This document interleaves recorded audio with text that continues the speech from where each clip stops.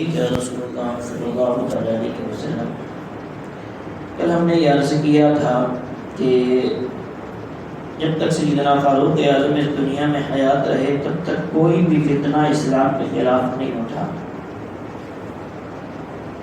جب سیدنا عثمان غنی رضی اللہ تعالیٰ عنہ خلیفہ بنے تو بہت سارے فتنوں نے جنم لیا، اور وہ جنم اس وجہ سے لیا کہ سیدنا عثمان غنی بہت مالدار تھے، تو آپ خلافت سے پہلے بھی لوگوں کو خیرات کیا کرتے تھے اپنے خزانے سے، اور خلافت کے درمیان بھی خیرات کیا کرتے تھے. لوگوں نے یہ الزام لگایا کہ یہ عثمان بیت المال کے پیسے کو لوگوں کو خرچ کر دیتا ہے. اس میں آپ کی شہادت ہوئی. پھر اسی ضمن میں جن لوگوں نے حضرت عثمان غنی کو شہید کیا، حضرت مولا علی کے دور خلافت میں یہ بات بہت بڑھ گئی کہ جو ان کے شہید کرنے والے ہیں ان کو ہمیں دیا جائے، ہم قصاص لیں گے، ان کو قتل کریں گے تاکہ ہم عثمان غنی کا بدلہ لے لیں. حضرت علی تحقیق تک نہیں پہنچے تھے، اس وجہ سے حضرت علی نے ان لوگوں کو قید کر دیا تھا. بات اتنی بڑی کہ تلواریں اٹھی اور مسلمانوں کے دو گروہ ہو گئے. جنگ ہوئی، ایک بہت بھیانک جنگ ہوئی جس میں بہت سارے مسلمانوں کی شہادتیں بھی ہوئیں. لیکن فقہا فرماتے ہیں کہ یہ جنگ جو تھی اجتہاد کے طور پر تھی. اس میں دونوں گروہ اپنے آپ کو حق بجانب سمجھ رہے تھے، دونوں گروہ اپنے آپ کو صحیح سمجھ رہے تھے، اس لیے اس جنگ کے اوپر کوئی بھی گفتگو کی نہیں جاتی ہے. اس کے بعد سیدنا مولا علی کی شہادت ہوئی. آپ کو نماز فجر کے اندر خنجر مارا گیا اور آپ اس میں شہید ہو گئے. پھر حضرت امام حسن خلیفہ بنے. جب امام حسن خلیفہ بنے تو اس وقت بھی دو گروہ تھے مسلمانوں کے. آقا کریم صلی اللہ علیہ وسلم نے ارشاد فرمایا میرا بیٹا حسن وہ ہے جو مسلمانوں کے دو گروہ میں صلح کرائے گا. تو اس سے یہ بات واضح ہو گئی کہ دونوں گروہ مسلمان تھے. کوئی بھی بات اس چیز پر تھی کہ دونوں اپنے آپ کو حق سمجھتے تھے، ایک دوسرے کو جو تھا کہیں نہ کہیں غلطی پر سمجھتے تھے.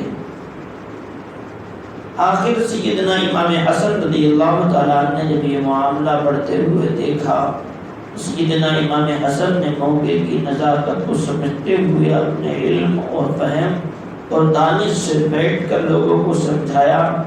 سمجھانے کے بعد حضرت امیر معاویہ رضی اللہ تعالیٰ عنہ کو امیر بنا دیا.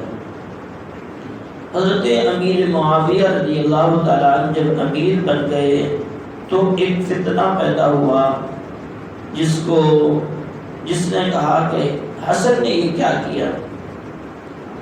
خیر وہ ایک لمبی طویل گفتگو ہے. جب امیر معاویہ خلیفہ بنے، امیر بنے، تو اب امیر کا بیٹا یہ چاہتا کہ میں بھی امیر بن جاؤں. تو حضرت امیر معاویہ رضی اللہ تعالیٰ عنہ کا بیٹا یزید تھا، اس نے بادشاہت کی آرام کو دیکھا تھا، اس نے مال اور دولت کو دیکھا تھا. اب اس کی چاہت بھی یہ ہوئی کہ میں بھی امیر بن جاؤں. اور حضرت امیر معاویہ نے اس بات کو پہلے سے ہی بھانپ لیا، سمجھ لیا کہ اس کی نیت اچھی نہیں ہے. آپ نے یہ سمجھ لیا کہ اس کی نیت اچھی نہیں ہے اور یہ میری بات بھی نہیں مانے گا، اگر میں کہوں گا بھی تب بھی بات نہیں مانے گا. سیدنا امیر معاویہ نے حتی الامکان سمجھانے کی کوشش کی، لیکن جب نہیں مانا تو بعض محققین اور مورخین یہ بھی لکھتے ہیں کہ آپ نے اپنے آخری وقت میں ایک خط لکھا اور سیدنا امام حسین رضی اللہ تعالیٰ عنہ کو اس بات سے آگاہ کیا کہ میں قریب اس دنیا سے چلا جاؤں گا، میرا وصال ہو جائے گا، یہ آپ کی خلافت، آپ کا تخت و تاج آپ کے حوالے ہیں۔ جیسے ہی خط لکھ کر روانہ کیا، یزید کو اس بات کی خبر ہو گئی۔ اس نے بندہ دوڑایا پیچھے اور اس بندے کو پکڑ کر وہ خط اپنے حوالے کر لیا۔ اسی ضمن میں حضرت امیر معاویہ کا وصال ہو گیا۔ تو اس زمانے میں ہوتا یہ تھا کہ جب کسی امیر کا انتقال ہو جاتا تھا تو لوگ اس وقت تک خبر نہیں دیتے تھے جب تک کہ دوسرا امیر بنا لیا کرتے تھے، جب تک کبھی کبھی اس کے جنازے کو دفن نہیں کیا جاتا تھا۔ اس نے اپنا دوبارہ خط لکھا اور لکھنے کے بعد اس نے کہا کہ اس نے گورنر مدینہ کو خط لکھا کہ حضرت امیر معاویہ کا انتقال ہو گیا ہے اور امام حسین سے کہو کہ وہ یزید کی بیعت کریں۔ جب یہ پیغام وہاں تک پہنچا، پھر ایک بات امیر معاویہ نے اپنی حیات میں اور کہی تھی۔ وہ کہتے نا بچے کے پاؤں پالنے میں ہی نظر آ جاتے ہیں کہ وہ کیا کرنے والا ہے آگے۔ تو کہا امیر معاویہ نے، مجھے معلوم ہے تو جو کچھ کرنے جا رہا ہے، لیکن ایک بات ذہن و فکر میں رکھنا کہ اگر تو اپنی بادشاہت کا، اپنی امیری کا دعویٰ کرے بھی تو سب سے پہلے امام حسین خاندان رسول کی رائے لے لینا۔ اگر وہ تیری بات مان لیں تو ٹھیک ہے، تو امیر بن جانا، اگر وہ تیری بات نہ مانے تو چپ کر کے اپنے گھر میں بیٹھ جانا۔ امیر معاویہ رضی اللہ تعالیٰ کی یہ بات بہت اچھی تھی، بہت خوبصورت تھی، اس لیے کہ امیر معاویہ جانتے تھے کہ وہ خاندان ایسا خاندان ہے جو کسی بھی غلط بات کو تسلیم نہیں کرے گا کسی قیمت بھی۔ اس نے اپنی منمانی کی، اس لیے کہ بادشاہت تھی، حکومت تھی، اور نوعیت یہاں تک پہنچی کہ جس کا امکان، جس کی خبر آقا کریم صلی اللہ علیہ وسلم نے دی تھی، یہ اسی راستے پر یزید چلا اور پھر اس نے جرم و جبر کے ساتھ یہ چاہا کہ امام حسین میری بیعت کریں۔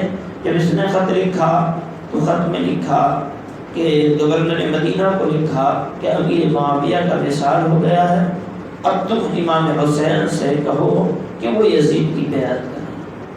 تو سیدنا امام حسین نے صرف ایک ہی جملہ کہا، یزید فاسق ہے، علی الاعلان گناہ کرتا ہے، فاجر ہے، وہ نمازوں کو ترک کرتا ہے۔ یزید کے بارے میں خبر یہ ہے کہ وہ مجرے سنتا ہے، ناچ گانے کی محفلیں سجواتا ہے، مجرے سنتا ہے۔ ایسے فاسق اور فاجر انسان کی بیعت مجھ جیسا بندہ ہرگز نہیں کر سکتا۔ گورنر مدینہ نے کہا حضور ٹھیک ہے، یہ اہل بیت کا غلام تھا، حضور ٹھیک ہے، جیسے آپ کی مرضی، میں خط لکھ دیتا ہوں اور ٹھیک ہے آپ چلے جائیں۔ سیدنا امام حسین رضی اللہ تعالیٰ وہاں سے واپس آ گئے۔ کل انشاءاللہ اس کے آگے گفتگو کریں۔ اللہ کریم۔